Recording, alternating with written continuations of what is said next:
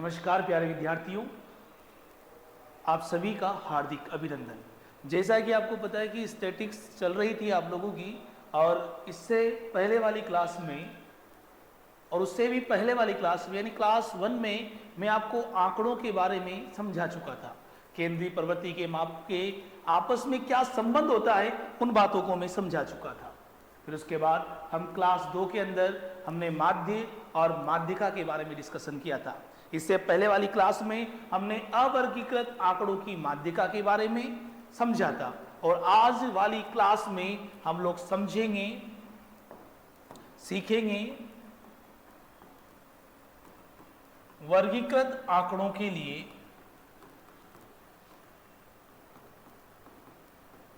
माध्यिका। यानी आज की क्लास का जो डिस्कशन है वो वर्गीकृत आंकड़ों की माध्यिका के बारे में है, वर्गीकृत आंकड़ों की माध्यिका के बारे में। और वर्गीकृत आंकड़ों की माध्यिका का सबसे पहले फॉर्मूला समझ लीजिएगा कि फॉर्मूला क्या है। m equal to L plus n/2 minus CF divide by FM into H.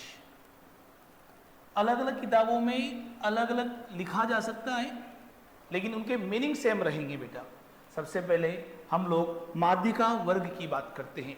तो माध्यिका वर्ग कौन है, क्योंकि सारी कहानी किस पर टिकी हुई है साथियों, माध्यिका वर्ग पर टिकी रहेगी। माध्यिका वर्ग वह है n/2 से ठीक बड़ी। जिन बच्चों ने इससे पहले वाली क्लास ना देखी बेटा, तो उन्हें सलाह दी जाती कि इससे पहले वाली क्लास देखे, तभी कनेक्शन हो पाएगा, नहीं तो नहीं समझ में आएगा बेटा। n/2 से ठीक बड़ी CF के संगत करेस्पॉन्डिंग संगत वर्ग को हम लोग क्या कहते हैं, माध्यिका वर्ग कहते हैं। फिर इसके बाद हम बात करते हैं L। बेटा L जो है वो क्या है, माध्यिका वर्ग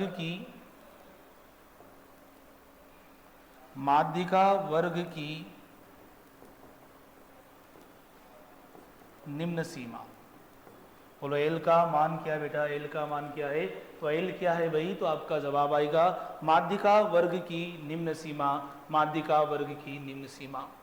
फिर बात करते हैं CF की। ये वाला जो CF है, माध्यिका वर्ग से ठीक पहले की संचयी कमुलेटिव संचयी बारंबारता। बेटा फर्स्ट ग्रेड में इनसे भी आपके सामने प्रश्न रखे जा चुके हैं, और ये फॉर्मूला भी यूज आ चुका है। तो आप लोगों को ये फॉर्मूला याद रखना पड़ेगा, क्योंकि एक एक नंबर की मगजमारी है। तो पहला तो मामला हो गया आप लोगों का कि आप लोगों को माध्यिका का फॉर्मूला याद होना चाहिए। ना भी याद हो तो एग्जाम से 1-2 दिन पहले आप देख लें तो आपको याद हो जाएगा। माध्यिका वर्ग से ठीक पहले की संचयी बारंबारता। उसके बाद हम लोग बात करें FM की। तो FM नाम से ही पता चल रहा है, ये आप लोगों की माध्यिका वर्ग की बारंबारता। और H जो है बेटा, इसे हम लोग क्या कहते हैं, वर्ग अंतराल। वर्ग अंतराल, और वर्ग अंतराल का मतलब उच्च सीमा माइनस निम्न सीमा।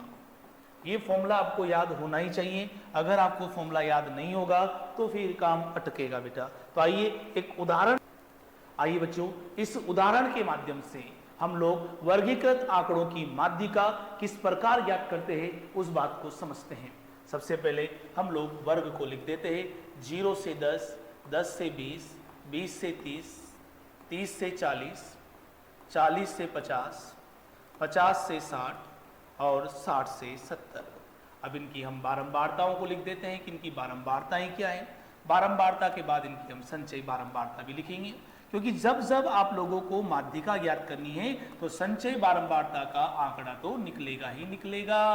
संचयी बारंबारता का आखिरी पद कुल आंकड़ों की संख्या को बताता है। आइए सबसे पहले बारंबारता देखते हैं। तो बारंबारता कितनी है, 2 है, 4 है, 7 है, 9 है, 10 है, और 10 के बाद 12 और 6। अब CF निकालेंगे। 2 हो गया, 4 में 2 जोड़ा 6, फिर 6 में 7 जोड़ा 13, 13 में 9 जोड़ा 22, 22 में 10 जोड़ा 32, 32 में 12 जोड़ा, और यहाँ कितना हो गया बेटा 50 हो गया। इसका मतलब n का मान कितना हो जाएगा 50। सबसे पहले हम लोग n/2 को देखेंगे, क्योंकि n/2 से ही हमें n/2 से ही माध्यिका वर्ग का पता लगेगा। तो सबसे पहले हम लोग माध्यिका वर्ग को देखते हैं। n/2 यानी कि 50/2 यानी कि 25। तो 25 से ठीक बड़ी CF संचय बारंबारता कौन है बेटा 32 से, यानी कि 32 वाला जो CF है वो आप लोगों का क्या होगा माध्यिका वर्ग होगा। आइए सबसे पहले माध्यिका वर्ग को इंडिकेट कर लेते हैं। ये आप लोगों का माध्यिका वर्ग, और आपको अच्छे से याद है कि माध्यिका का जो फॉर्मूला है वो है L + n/2 - CF into FM into H। अब देखिएगा L का मतलब क्या बेटा, L का मतलब क्या है, तो आपने कहा कि L का मतलब माध्यिका वर्ग की निम्नतम सीमा। तो यहाँ माध्यिका वर्ग की निम्नतम सीमा फॉर्मूले वैल्यू रख रहा हूं, कितनी है, तो जवाब आया 40 प्लस n/2 यानी कि n/2 का मान कितना 25 माइनस CF। ये जो CF है इसका मतलब माध्यिका वर्ग से ठीक पहले की CF वो कौन है बेटा 22 है, और माध्यिका वर्ग की बारंबारता 10, और वर्ग अंतराल कितना दिया हुआ बेटा 10 दिया हुआ है। 10 से 10 वैसे कट गया। बोलो m बराबर 40 और 25 में से 22 गए तो कितने बचे 3, यानी माध्यिका जो आ जाएगी वो कितनी आ जाएगी 43 आ जाएगी। माध्यिका कितनी आ जाएगी 43। हो सकता है आप फॉर्मूला भूल जाएं, आप नोट रखें और एग्जाम से 2-3 दिन पहले एक बार फॉर्मूला देख ले। अभी तो ये माध्यिका का फॉर्मूला है बेटा, बहुलक का फॉर्मूला इससे भी जटिल आएगा। अच्छा, माध्यिका का मान कौन से चित्र की सहायता से ज्ञात किया जाता है, तो आपका जवाब आएगा माध्यिका का मान संचयी बारंबारता आवर्ती वक्र की सहायता से ज्ञात किया जाता है। आइए साथियों, अब हम लोग ये क्वेश्चन आप कर लेंगे, देख लेते हैं। निम्नलिखित प्रेक्षणों को आरोही क्रम में व्यवस्थित किया गया, मतलब पहले से ही असेंडिंग ऑर्डर में है। यदि माध्यिका 63 है तो x का मान ज्ञात करें। अच्छा, माध्यिका कितनी बेटा 63 है, माध्यिका कितनी है 63 है। अच्छा, माध्यिका 63 है, आप पद गिनो 1 2 3 4 5 6 7 8 9 10। अच्छा, अगर पद आप लोगों के 10 है तो माध्यिका बीच में ढूंढेंगे। 10 है तो 4 आपने इधर से छोड़ दी बेटा, और 4 पद इधर से छोड़ दिए, बीच में कौन आ रहा है ये, तो माध्यिका x + 2 / 2 बराबर माध्यिका कितनी दी गई है आपको 63 दी गई है।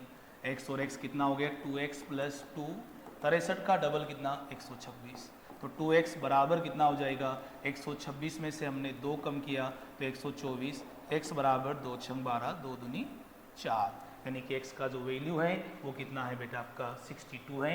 x का जो वैल्यू है वो कितना है 62। आइए अगले क्वेश्चन की तरफ। ये माध्यिका होगा बेटा, ये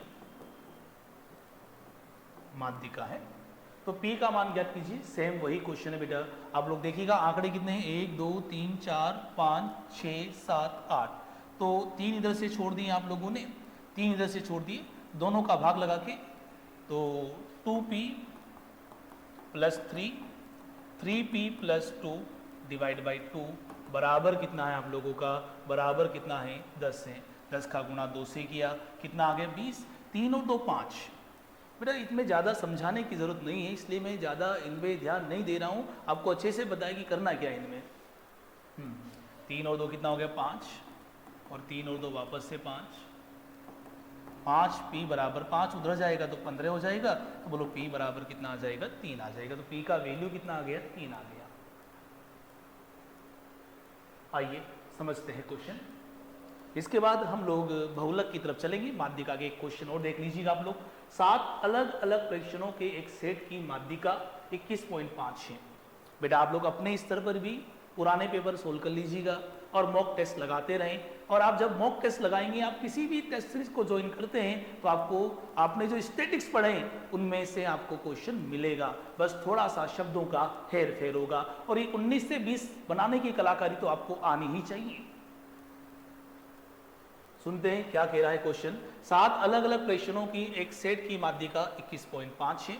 यदि सेट के सबसे बड़े 3 प्रेक्षण में से प्रत्येक में 4 की वृद्धि की जाए तो नए सेट की माध्यिका क्या होगी। अब मेरी बात सुनो, सेट के सबसे जो 3 जो आंकड़े हैं, आपके जो 3 आंकड़े हैं, जो लास्ट के 3 आंकड़े हैं, उनमें आपने क्या किया, 4 की वृद्धि कर ली। भले अंतिम आंकड़ों में तुम कितने की वृद्धि करो, माध्यिका पर कोई प्रभाव नहीं पड़ेगा। लिखा था ना कि माध्यिका का मान सीमांत, पहली क्लास, माध्यिका का मान सीमांत आंकड़ों पर निर्भर नहीं करता और माध्यिका का मान सीमांत आंकड़ों पर निर्भर नहीं करेगा। इसका मतलब रिमेन सेम रहेगा, यानी कि मूल सेट के समान ही रहेगी।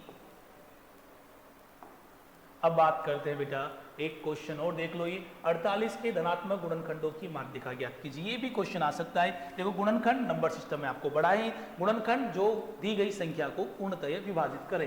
तो सबसे पहले 48 का जो पहला गुणनखंड होगा वो 1 होगा, फिर 2 होगा, फिर 3 होगा, फिर 4 होगा, फिर 6 होगा, 6 के बाद 8 होगा, 8 के बाद 12 होगा, 12 के बाद 16 होगा, 16 के बाद 24 होगा और 24 के बाद 48 होगा।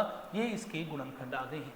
गिने एक बार, 1 2 3 4 5 6 7 8 9, 1 2 3 4 5 6 7 8 9 10, ये 10 डेटा आ गए। तो माध्यिका क्या होगी बेटा, 4 उधर से छोड़ दो और ये 4 इधर से छोड़ दिए हैं। 8 और 6 14, 14 में 2 का भाग लगाए 7।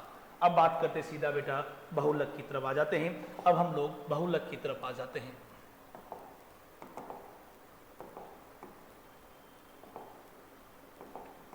बहुलक की बात करते बेटा, बहुलक जिसे अंग्रेजी में मोड कहा गया है और इसे प्रदर्शित जो किया जाता है वो स्मॉल जेड से किया जाता है। बहुलक जैसा कि नाम से ही पता चल रहा है, बहुलक जैसा कि नाम से ही पता चल रहा है, वह आंकड़ा जो सर्वाधिक होगा उसे हम लोग क्या कहेंगे, बहुलक कहेंगे। उसे हम लोग क्या कहेंगे, बहुलक कहेंगे। जिसकी बारंबारता सबसे अधिक है वो आपका बहुलक कहलाएगा। ध्यान दीजिएगा, बहुलक का मान कौन से चित्र की सहायता से ज्ञात किया जाता है, तो जवाब आएगा आयत चित्र की सहायता से। ध्यान दीजिएगा, यहाँ आरोही अवरोही क्रम से कोई मतलब नहीं है। ध्यान दीजिएगा कि जब भी अगर ये पूछा जाए कि बहुलक का मान क्या सीमांत आंकड़ों पर निर्भर करेगा, तो सीमांत आंकड़ों पर निर्भर नहीं करेगा, सीमांत आंकड़ों पर निर्भर नहीं करेगा, सीमांत आंकड़ों पर निर्भर नहीं करता। ये बातें याद रखें। आइए क्वेश्चन की तरफ चलते हैं। निम्नलिखित आंकड़ों का बहुलक ज्ञात कीजिए। बेटा जो सबसे ज्यादा है वह बहुलक होगा। तो यहाँ पर देखो ये इन्हीं ऑप्शन से आप चेक करें। सबसे पहले आप देखें कि यार 29 कितनी बार है, तो 29 एक बार, 29 और कितनी बार है, एक ही बार है। फिर हमने बात करी 19 की, तो 19 एक बार तो यहाँ है, एक बार यहाँ है, एक बार यहाँ है, यानी कि लगभग 3 बार हो गया। फिर बात करें हम लोग 15 की, 15 एक बार तो यहाँ है, एक बार यहाँ है, और एक बार यहाँ है और एक बार यहाँ। बोलो 15 कितनी बार आए भाई, 4 बार आके देख लो, 1 2 3 4। और फिर अगर हम लोग बात करें 26 की, तो 26 कितनी बार है, एक बार तो यहाँ आ रहा है और आ ही नहीं रहा है, इसका मतलब 15 होगी। इसका मतलब इसका जो बहुलक होगा वो कितना होगा, 15 होगा। बहुलक कितना होगा, 15।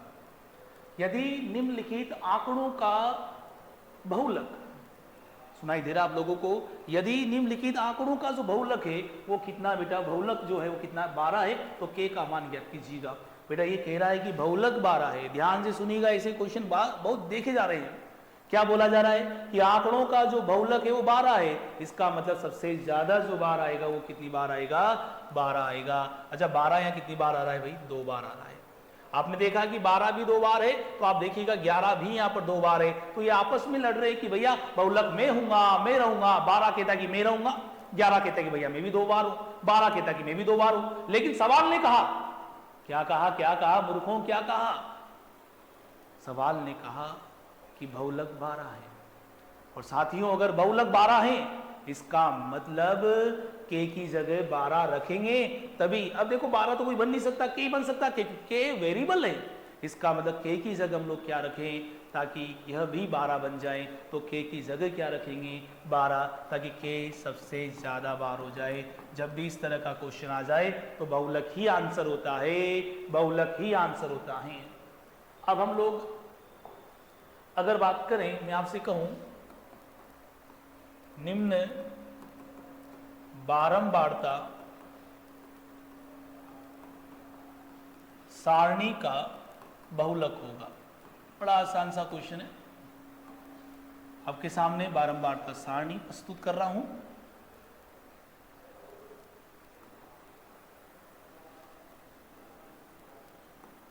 ये x है, ये उनकी फ्रीक्वेंसी है, फ्रीक्वेंसी मतलब बारंबारता।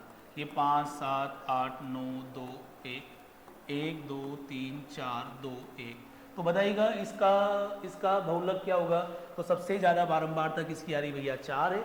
इसकी आ रही है 9 की, 9 की सबसे ज्यादा बार बारंबारता आ रही है। इसका मतलब इसका जो मोड होगा वो क्या होगा? 9 होगा। खेल इतना आसान था बेटा, लेकिन सबसे टफ इसी के लिए आज की क्लास लगी है, वो है वर्गीकृत आंकड़ों का बहुलक। हम लोग पढ़ने जा रहे बेटा वर्गीकृत आंकड़ों का बहुलक। इससे भी आप लोगों की आरपीएससी फर्स्ट ग्रेड में डायरेक्ट ये वाला क्वेश्चन जो आप देख रहे हैं ये अभी रिसेंटली आया बेटा। डायरेक्ट आपसे क्या पूछ लिया कि बताइएगा बहुलक क्या होगा, बताइए बहुलक क्या होगा। तो सबसे पहले बहुलक का फॉर्मूला Z बराबर L F1 minus F0 2F1 minus F0 minus F2 into H। शक्लें मत बिगाड़ो, मैं आपकी बिगड़ी हुई शक्लें देख रहा हूं, याद रखना पड़ेगा। देखो भूलना मानव की प्रकृति बेटा। अगर आप नहीं भूलते तो आपकी श्रेणी देवताओं में आती और फिर आप लोगों को भोजन की जरूरत नहीं होती, फिर तो केवल आपके भोग लगता बेटा। भूलेंगे आप लोग लिख लीजिएगा कागज पर, तो गिनती के 5-7 टॉपिक हैं आप लोगों के, कागज पर बगल में लिख लीजिएगा और एग्जाम देने से 3 दिन पहले आप लोग एक बार देख लो कि यार ये माध्यिका का फॉर्मूला है, ये बहुलक का फॉर्मूला है। इतना ही करना पड़ेगा। मुझे पता है कि बड़ा जीके पढ़ के तुम्हारा दिमाग भर चुका है, लेकिन आप लोग याद नहीं हो रहे फॉर्मूले तो लिख लो बेटा इनको, एग्जाम से 3-4 दिन पहले एक बार देख ले। और सारी चीजें जो आपको मैथ्स में लग रहा है कि ये डिफिकल्ट है तो उनके अलग से रजिस्टर में उन्हें नोट करके रखे, ताकि एग्जाम से 3-4 दिन पहले उन्हें आप रिवाइज कम से कम फॉर्मूले तो देख लें आप लोग। चलो ये फॉर्मूला लगेगा। अब इनमें कौन क्या है, तो सबसे पहले बात आती है बहुलक वर्ग की। सबसे पहले बात आती है बहुलक वर्ग की। तो बहुलक वर्ग कौन है? जिसकी बारंबारता सबसे ज्यादा, जिसकी बारंबारता सबसे अधिक है, जिसकी बारंबारता सबसे अधिक है, जिसकी बारंबारता सबसे अधिक है, वह क्या होगा आप लोगों का? वह क्या होगा? बहुलक वर्ग होगा। जिसकी बारंबारता सबसे ज्यादा है वह क्या कहलाएगा आप लोगों का? बहुलक वर्ग कहलाएगा, बहुलक वर्ग कहलाएगा। बात करते हैं एल की। तो एल क्या है? वह सेम चीज, बहुलक वर्ग की निम्न सीमा, फिर F1 बहुलक वर्ग की बारंबारता, F0 क्या है? बहुलक, बेटा ये ध्यान रखने पड़ेंगे शब्द आपको, बहुलक वर्ग से ठीक पहले वर्ग की बारंबारता।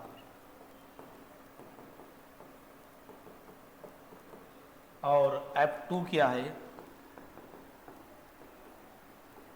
देखो बेटा 0 है तो पहले वाला, 2 है तो बाद वाला। बहुलक वर्ग से ठीक बाद की बारंबारता। बाकी समझदार हूँ। एज का मतलब वही वर्ग अंतराल, एज का मतलब वही आप लोगों का क्या होगा, वर्ग अंतराल होगा। आइए चांद सितारों, भावी अध्यापकों, प्राध्यापकों, सुनिएगा, निम्न सारणी में बहुलक है। देखो ये एक वर्ग अंतराल दिया है, ये उसकी बारंबारता दी गई है। तो देखते हैं बेटा, वर्ग अंतराल जो आपका चल रहा है वो 40 तक चल रहा है।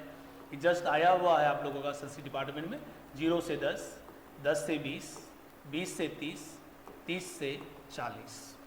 ये तो हो गया आप लोगों का वर्ग, ये तो हो गया आपका वर्ग। और इसकी जो बारंबारता है, इसकी जो बारंबारता है वह देखिएगा आप लोग, ये तो हो गया वर्ग और ये बारंबारता।